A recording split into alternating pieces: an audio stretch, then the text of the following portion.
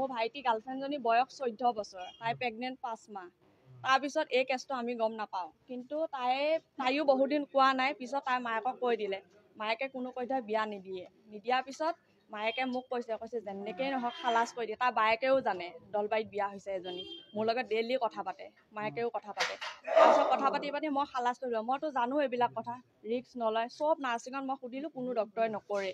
তাৰপিছত মায়েকে জোৰ জবস্তি কৰি ক'ৰ পৰা 15,000 টকা এটা সুদলৈ আনিছে। আমাৰ মায়েতো পইচা পোৱা নাই, নাপায়, 1 টকা নাপায়। মায়ে কৈছে আমি এইবিলাক নকৰোঁ, লাগে ছোৱালী বিয়া পাতি দিয়ক, নহ'বা বাহিৰে ৰাখি পেলাই সেই ল'ৰা ছোৱালী যি হয় আৰু জন্ম দিব, এনেকৈ কৈছে।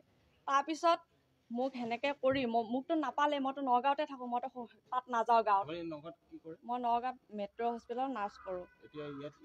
ইয়াত মই এই ছোৱালীজনীৰ কাৰণেহে আহিব লগা হৈছে। তাৰপিছত কালি ক'ত কৰিলে আপোনালোকে? কালি অপাৰেশ্যনটো কৰা নাই, পৰহি কৰিছিলে।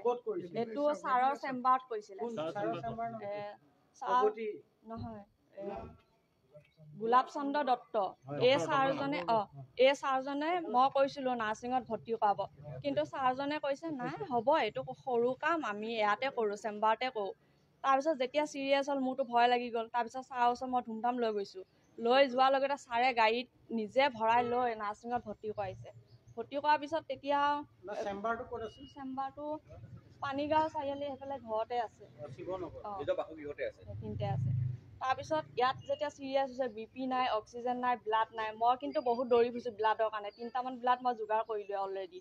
এইফালে ট্ৰিটমেণ্ট চলি আছে। ছাৰেতো বাৰে চাই আছে, গম পাইছে ছোৱালীজনী ব্লাড নাই। ব্লাডটো বাৰু আমি কালেক্ট কৰিছোঁ, BP নাই, অক্সিজেন নাই। ICU দিব পাৰে বা কিবা এটা ভাল ট্ৰিটমেণ্ট কৰক, কিন্তু ছাৰে সেইখিনি কৰা নাই, গুৰুত্বই নিদিলে ছোৱালীজনী। এইটো এতিয়া ডক্টৰৰ গাফিলতি আৰু সিহঁতৰ মাকহঁতে জোৰ কৰিছে মোক, আৰু অলপ মোৰো ভুল আছে, মই শুনিবই নালাগিছিল।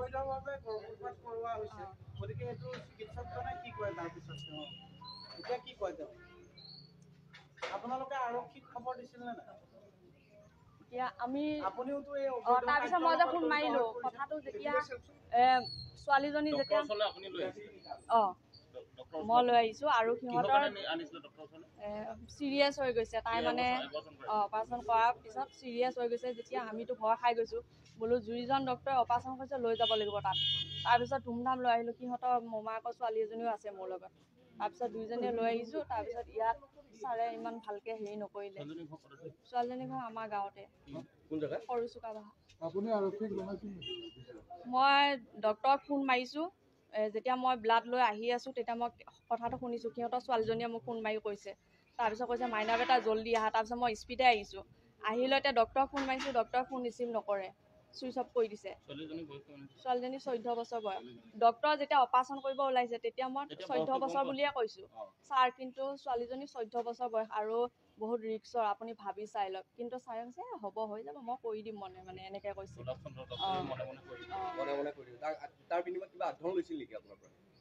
পইচা লৈছে, সিহঁতৰ ঘৰৰ পৰা যিটো 15,000 টকা মায়েকে দি পঠাইছে, সেই 15,000 গোটেইটো লৈছে। মোৰ ফুলালজনী ফুৰিব আহিছিলে নগাঁও খেনচুৱাত, আজি 2 দিন হৈছে ফুৰিব অহা। তাৰপিছত গাঁৱৰে ল'ৰা এটা ভাল পায় বুলি মই গম পাওঁ, এইটো আগৰ পৰাই। তাৰপিছত ছোৱালীজনী প্ৰেগনেণ্ট হৈ আছে 5 মাহ। এইবিলাক কথা আমি ঘৰত কোনো গম নাপায়। তাৰপিছত ফুৰিব আহিছে বায়েকৰ ঘৰত। তাৰপিছত ল'ৰাটো বায়েকে ছোৱালীজনী বেমাৰ হৈছে বুলি নাৰ্ছিঙত বা ডক্টৰ গোলাপ চন্দ্ৰ দত্তৰ লগত কথা পাতিছে, গোহাঁই হস্পিটেলৰ। তাৰপিছত পতাৰ পিছত ছোৱালীজনী কালি বোলে এবৰ্চন কৰাইছে 9টামান বজাত। বাচ্চা হৈ আছে আৰু বাচ্চাটো এবৰ্চন কৰাইছে।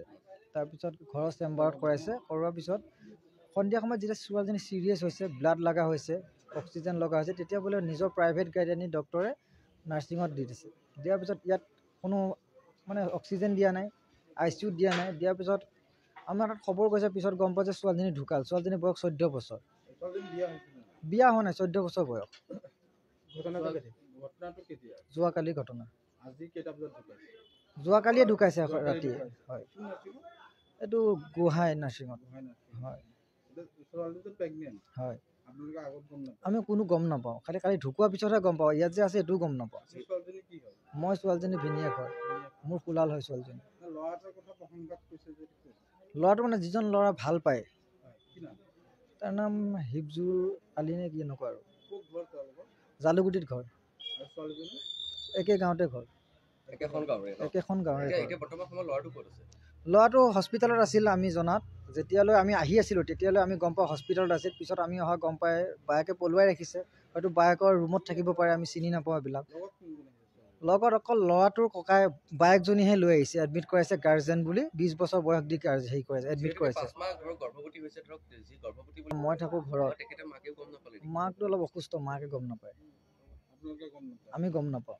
কিন্তু বায়েকে নাৰ্ছ কৰে ল'ৰাটো, তেখেতে গম পাই কাৰণে ডক্টৰৰ লগত যোগাযোগ কৰি লৈ আহিছে। আৰু